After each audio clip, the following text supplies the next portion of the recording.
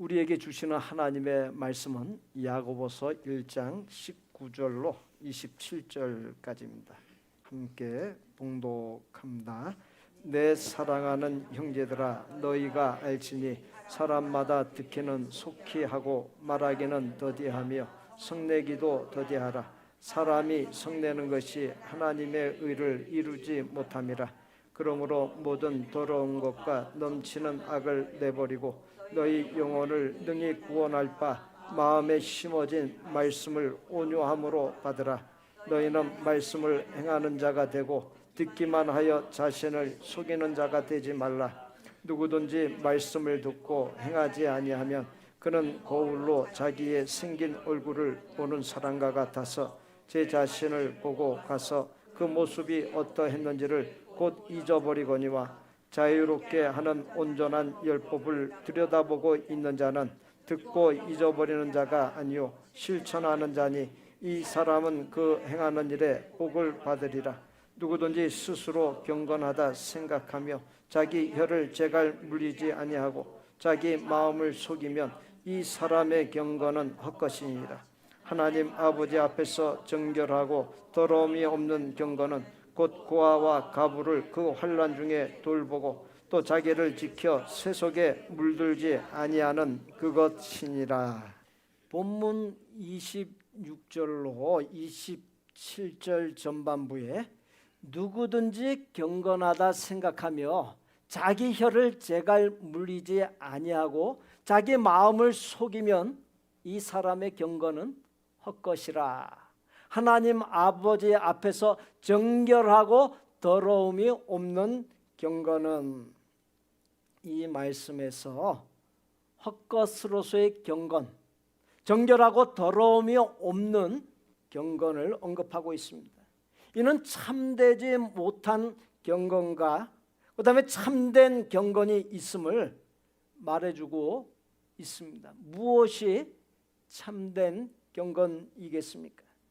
지난 3일, 즉 8월 첫째 주일부터 세 번째 주일인 오늘까지 같은 본문을 갖고 복, 능력, 평강, 비결이라고 하는 같은 제목으로 말씀을 나누고 있습니다. 지난 8월 3일 주일 말씀에서 경건 자체를 강조했습니다. 경건의 정도가 어떠냐를 평가하는 기준이 있습니다. 하나님과의 1대1 관계가 어떠냐, 하나님과의 친밀함이 어떠냐가 그 사람의 경건의 정도라고 할 수 있습니다.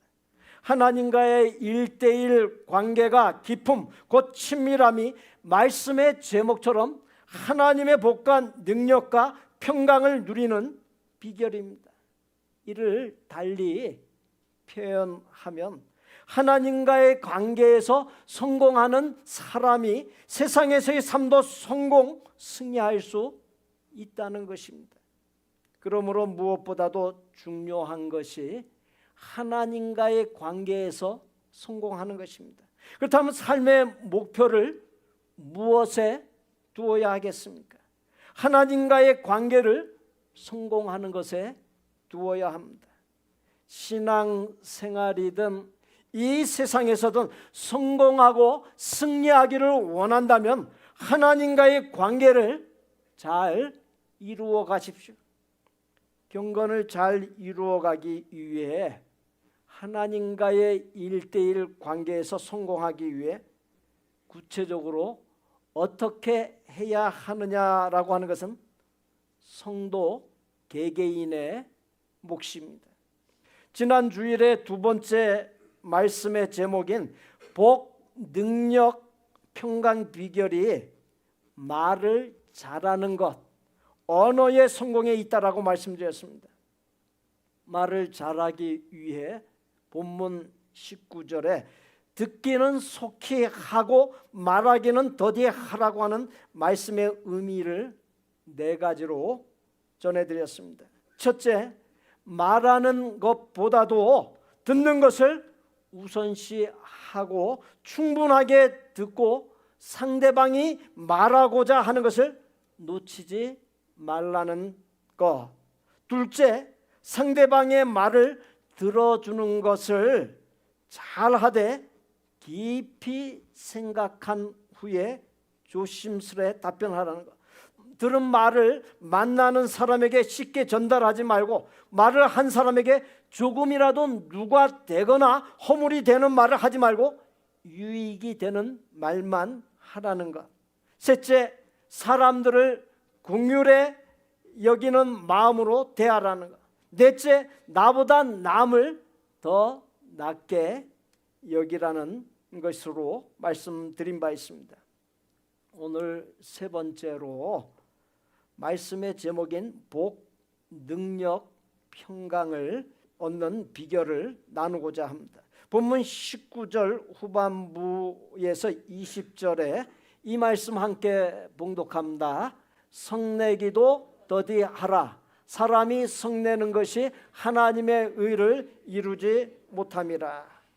하나님의 복과 능력과 평강을 누리는 비결은 성내기를 더디하는 것에 있습니다. 성내기를 더디한다는 것은 말하다가 감정을 앞세워 성내는 것을 하지 말라는 말씀입니다. 왜 그렇습니까? 부모님이 옆에 계시는데 자식을 큰 소리로 나무라는 것은 부모님을 의식함 없이 무시하는 것이 됩니다. 마찬가지로 성내는 것 자체가 늘 내 앞에 계신 하나님을 의식함 없이 무시하는 것이 됩니다. 자기의 감정을 앞세워 성냄으로 인하여 어떤 결과를 가져오게 됩니까? 본문 20절 말씀대로 하나님의 의를 이루지 못합니다. 하나님께서는 이스라엘 백성을 지극히 사랑하셨습니다. 종되었던 애굽 땅에서 해방시켜 주셨습니다. 그들은 하나님께서 약속하시고 예비하신 복된 땅인 가나안을 향해 나아갔습니다. 애굽에서의 탈출 후 1년에서 2년 사이에 가던 길을 멈추고는 12지파 각 지파에서 대표로 한 명씩 뽑아 총 12명이 가나안 땅을 40일간 정탐하고 보고하는 시간을 가졌습니다. 보고를 마친 후에 백성들의 반응입니다. 민수기 14장 1절로 4절 그리고 10절의 말씀입니다. 함께 봉독합니다. 온 회중이 소리를 높여 부르짖으며 백성이 밤새도록 통곡하였더라. 이스라엘 자손이 다 모세와 아론을 원망하며 온 회중이 그들에게 이르되 우리가 애굽 땅에서 죽었거나 이 광야에서 죽었으면 좋았을 것을 어찌하여 여호와가 우리를 그 땅으로 인도하여 칼에 쓰러지게 하려 하는가? 우리 처자가 사로잡히리니 애굽으로 돌아가는 것이 낫지 아니하랴. 이에 서로 말하되 우리가 한 지간을 세우고 애굽으로 돌아가자 하며 온 회중이 그들을 돌로 치려 하는데 소리 높여 부르짖었다는 것, 밤새 통곡했다는 것, 원망하고 따졌다는 것, 다른 지휘관을 세워 애굽으로 돌아가자고 반역을 꾀했다는 것, 지도자들인 모세와 아론과 여호수아와 갈렙을 돌로 치려 했다는 것은 한마디로 분을 냈다는 것입니다. 그 결과가 어떻게 되었습니까? 하나님은 그들에게 놀라운 복을 주시고자 했지만 그들이 불평하고 원망하고 성내었기 때문에 하나님의 의를 이루지 못했습니다. 이스라엘 백성이 거하던 애굽의 고센 땅에서 가나안 땅의 남쪽 경계인 여리고 근처까지 직선거리로 250 내지 300km입니다. 그러나 광야였기 때문에 직선거리로 이동하는 것이 불가했습니다.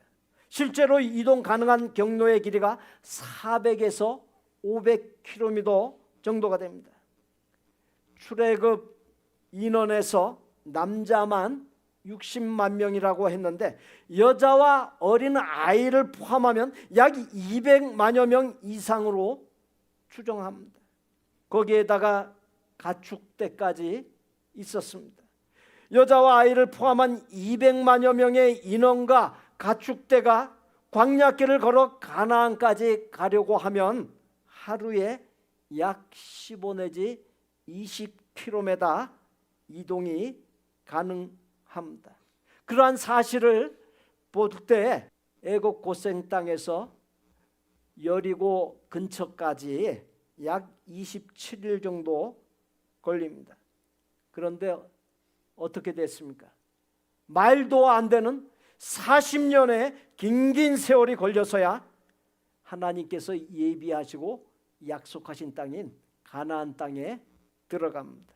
애굽에서 탈출할 때 20세 이상이었던 사람들이 가나안 땅에 도착할 무렵에 60세 이상이 됩니다.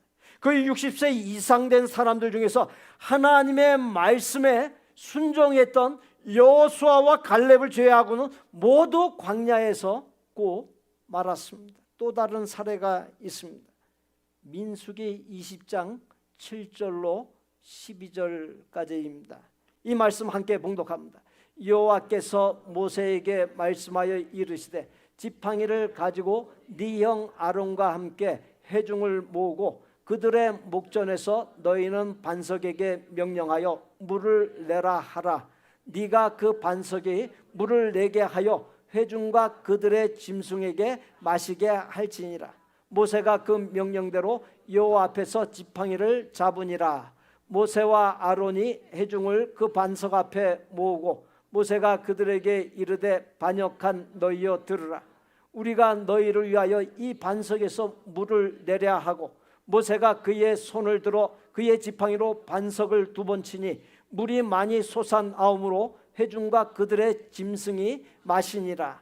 여호와께서 모세와 아론에게 이르시되 너희가 나를 믿지 아니하고 이스라엘 자손의 목전에서 내 거룩함을 나타내지 아니한 고로 너희는 이 회중을 내가 그들에게 준 땅으로 인도하여 드리지 못하리라 하시니라. 하나님께서 가데스 바네아 근처인 무리바라고 하는 곳에서 모세에게 명한 바가 무엇입니까? 물이 없어 원망하던 이스라엘 백성을 향해 반석에게 명령하여 물을 내어 마시게 하라는 것이었습니다. 그러나 모세가 어떻게 했습니까? 반역한 너희여 들으라. 우리가 너희를 위하여 이 반석에서 물을 내려 하고 지팡이로 반석을 2번 치니. 이는 하나님과 백성 앞에서 노를 바라며 자기가 반석에서 물을 내는 능력이 있느냐 과시하는 언행입니다. 모세가 백성이 보는 데서 분노하며 자신의 감정과 방식을 따라 행함으로 하나님의 거룩을 범하는 결과를 가져왔습니다.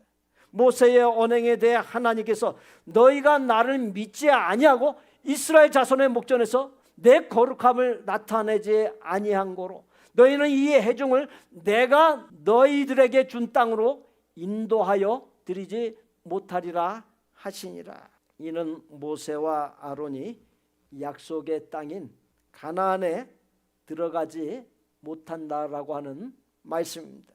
신명기 34장 1절로 7절 말씀 함께 봉독합니다.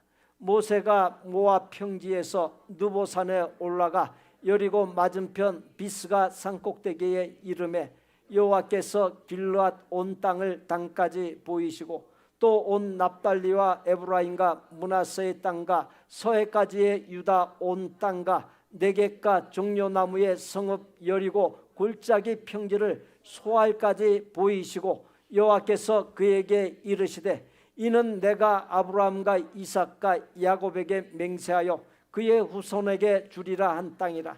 내가 네 눈으로 보게 하였거니와 너는 그리로 건너가지 못하리라 하시매 이에 여호와의 종 모세가 여호와의 말씀대로 모압 땅에서 죽어 벳볼 맞은편 모압 땅에 있는 골짜기에 장사되었고 오늘까지 그의 묻힌 곳을 아는 자가 없느니라. 모세가 죽을 때 나이 120세였으나 그의 눈이 흐리지 아니하였고 기력이 쇠하지 아니하였더라. 눈과 기력이 쇠하지 아니하고 장정같이 멀쩡했던 모세가 하나님께서 약속하신 가나안 땅 진입을 코앞에 두고서 죽었다라고 하는 사실은 감정에 치우쳐 노를 바라여 하나님의 거룩하심을 범한 결과가 그만큼 참담한 결과를 가져온다는 사실을 말해주고 있습니다. 우리는 언제나 하나님 앞에 있는 존재입니다. 언제나 나의 생각과 말과 행실이 하나님 앞에 있다는 사실을 잊지 말아야 합니다. 생각과 말과 행실을 삼가하고 조심할 수 있어야 합니다. 누구든지 화를 안 내고 살 수는 없습니다. 억울한 일을 당하거나 피해를 입게 되면 화가 나게 되어 있습니다. 정상을 참작할 만한 분노가 있을 수 있습니다. 성경은 다음과 같이 말합니다. 분을 내어도 죄를 짓지 말며 해가 지도록 분을 품지 말라. 누구를 위해서 그렇게 하라는 것입니까? 상대방도 위하는 것이 되지만 누구보다도 나 자신을 위해서 그렇게 하라는 것입니다.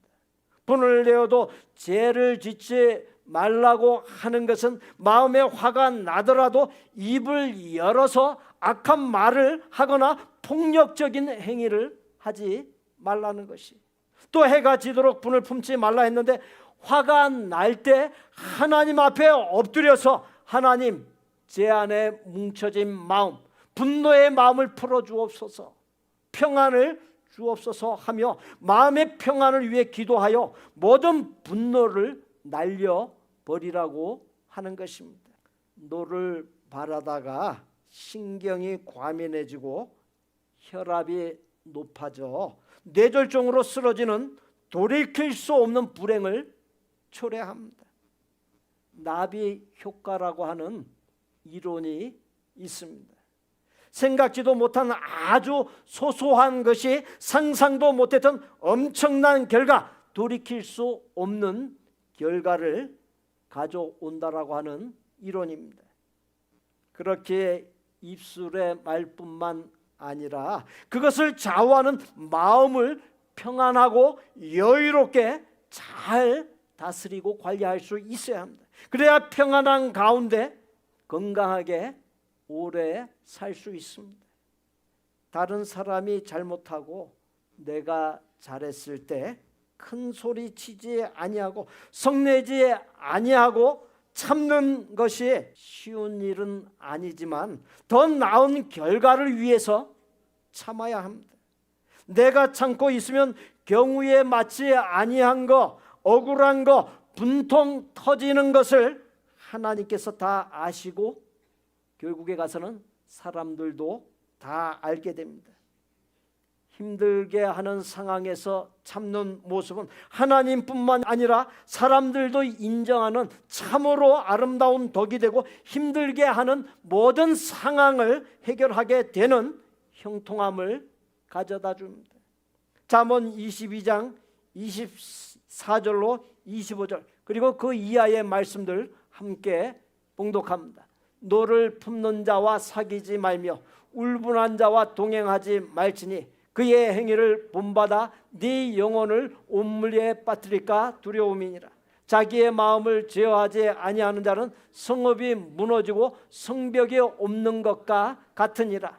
노하기를 더디하는 것이 사람의 슬기요 허물을 용서하는 것이 자기의 영광이니라. 노하기를 더디하는 자는 용사보다 낫고 자기의 마음을 다스리는 자는 성을 빼앗는 자보다 나으니라. 마음을 잘 다스려 노할 상황에서 노하지 아니할 때 그렇게 하는 것이 지혜요, 말씀의 제목대로 하나님의 복과 능력과 평강을 누리는 비결입니다. 골프공 그 표면을 보게 되면 울퉁불퉁한 굴곡이 있는데 그 울퉁불퉁한 굴곡을 딤플이라고 합니다. 딤플이 대략 300개에서 500개 정도가 됩니다. 처음 골프공을 만들었을 때는 표면이 매끄러웠습니다. 그런데 어느 날 표면이 매끄러운 공보다도 굴곡이 있는 공을 쳤을 때 공이 날아간 비거리가 훨씬 길다는 사실을 발견하게 되었습니다. 표면에 있는 딤플이 공기의 저항을 줄여주기 때문입니다. 인생에는 고난과 역경이라고 하는 딤플이 적지 않습니다. 사람들은 인생의 딤플로 인하여 좌절하고 분노합니다. 그러나 하나님께서 그의 인생의 딤플로 나를 성숙하게 하신다는 사실을 깨닫는 사람은 분노가 아닌 오히려 그것을 달게 받아들이고 인내하며 하나님의 인도하여 주신가 은혜를 구합니다. 분노를 잠재우는 가장 좋은 방법은 묵상입니다. 하나님의 마음을 헤아리기 위해 나의 속에서 일어나는 감정을 잠시 잠재우는 것이 묵상입니다. 나의 마음에서 들리는 분노의 소리가 아니라 나의 삶을 이끌어 가시는 하나님의 손길을 느끼는 시간, 나의 삶에 역사하시는 성령님의 손길을 깨닫기 위한 시간이 바로 묵상입니다. 얼마 전에 참전했던 미국 병사 중에 많은 사람이 붙잡혀 포로 생활을 했습니다. 포로가 된 상황에 분노하고 분노가 좌절로 바뀌면서 못 견뎠던 사람들의 경우 쉽게 수용소에서 죽어갔습니다. 그러나 그와는 다르게 포로 생활을 했던 사람들이 있습니다. 기타를 잘 치는 포로에게 막대기에 줄을 매고 기타 치는 법을 배워 포로 생활이 끝나고 나왔을 때 기타를 전문으로 연주하는 연주가가 되었고, 또 어떤 이는 포로 생활 동안 매일 8, 9표 표기를 하면서 체력을 유지하다가 본국에 돌아가서 4,500번의 기록을 세웠고, 공군대령 조지 홀은 7년 동안의 수용소 생활 동안 긴 나뭇가지를 하나 주어 골프채라 생각하고 매일 휘둘렀다고 합니다. 미국에 돌아온 지 일주일 만에 뉴올리언스 골프 토너먼트에 출전해 우승을 했습니다. 어떤 수용소에서는 다국적 포로들이 함께 있었는데 4, 5년을 함께 지내다 보니 서로 의사소통을 위해서 말을 배우다가 불어, 한국어, 스페인어, 중국어를 능통하게 구사하게 된 사람도 있다고 합니다. 좌절과 분노의 순간들 속에서 하나님의 인도하여 주심을 구하며 나아갈 때 모든 좌절과 분노가 오히려 하나님께서 나에게 주신 나의 안에 묻혀있던 잠재력이 발휘되고 나 자신도 모르고 있었던 것을 창조해내는 놀라운 결과를 가져온다는 사실을 잊지 마십시오. 이철한 씨가 쓴 연탄길 3권의 한 할아버지의 이야기가 나옵니다. 사회복지과에 근무하는 영주라고 하는 공무원이 새로운 근무지로 발령을 받고 아침 일찍 출근을 준비합니다. 밤새 내린 눈은 아침이 되어도 그칠 줄 몰랐고 지하철을 타기 위해 육교를 건너가야 했는데 육교 계단이 꽁꽁 얼어붙어 있었습니다. 계단을 올라가는데 어떤 노인이 눈을 치우고 있었습니다. 하얗게 눈을 맞으며 계단에 붙은 눈을 떼어내고 있기에 조심스럽게 물었습니다. 할아버지, 고생이 많으시네요. 그렇게 인사를 건네자 고생이랄 게 뭐 있나, 누구라도 해야 할 일이잖아요. 빙판진 계단에서 미끄러지는 날에는 천하 없는 장사도 봉변을 당하지요. 잠시 대화가 오고 가다 할아버지는 한숨을 내쉬면서 이렇게 말을 했습니다. 사실은 아들이 이 육교에서 넘어졌거든. 그때 머리를 다쳐서 지금까지 3년째 방 안에만 누워 있다오. 아들놈 때문에 이 늙은이 가슴이 새카맣게 타버렸지. 혹시라도 다른 사람이 내 아들처럼 될까봐 눈 오는 날이면 이렇게 나와 눈을 치우는 것이라오. 힘들지 않냐는 영주 씨의 물음에 할아버지는 이렇게 대답을 했습니다. 아니요, 하나도 힘들지 않아. 이것마저 할 수 없다면 아마 더 힘들었을 거요. 나는 삽으로 눈덩이를 떼어내며 자식에 대한 아픔까지 떼은 거라오. 이 일을 하고 나면 응어리진 마음이 많이 풀려. 이 일을 하는 건 아들놈 빨리 일어나게 해달라고 하는 기도이기도 하다오. 우리는 종종 커다란 사건을 맞이하는 두 종류의 사람을 봅니다. 일어난 불행한 일을 가슴에 품고서 분노하는 사람들입니다. 그 분노를 누구를 상대로 풀어내야 할지 가슴에 비수를 품고서 삽니다. 그런가 하면 자신에게 일어난 불행한 일로 인해 아파하며 그 아픔으로 누군가를 사랑하는 사람이 있습니다. 할아버지가 얼어붙은 눈을 떼어내는 것처럼 또 교통사고를 당한 자식의 아픔을 가슴에 묻고서 누군가는 같은 사고를 당하지 않도록 사고 현장에서 차량 안내를 하는 사람도 보게 됩니다. 너무나 억울한 일을 당해 죽어가는 자식을 가슴에 묻고 그리고 장기를 기증하며 누군가의 생명으로 태어나기를 바라는 사람도 있습니다. 누구에게나 분노의 상황들이 있습니다.